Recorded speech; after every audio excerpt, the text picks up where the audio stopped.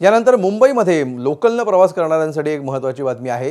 UTS ॲपद्वारे लोकलचा मासिक pass काढण्याची सुविधा रेल्वे प्रशासनानं आता कायमस्वरूपी बंद केली आहे। यापुढे मासिक पास काढण्यासाठी प्रवाशांना रेल वन ॲपचा वापर करावा लागणार आहे। UTS ॲपद्वारे काढलेले पास त्यांचा कालावधी संपेपर्यंत वैध असतील असंही रेल्वेच्या वतीनं सांगण्यात आलं आहे। सर्व सुविधा एकाच ॲपवर उपलब्ध करून देण्यासाठी रेल वन या ॲपची निर्मिती करण्यात आली आहे। त्यामुळे येत्या काळामध्ये प्रवाशांना लोकल तिकीट काढण्यासाठी सुद्धा रेल वन ॲपचाच वापर करावा लागणार आहे।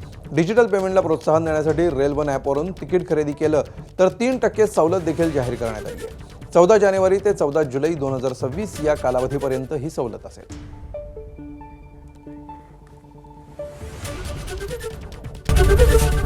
एबीपी माझा, उघडा डोळे बघा नीट।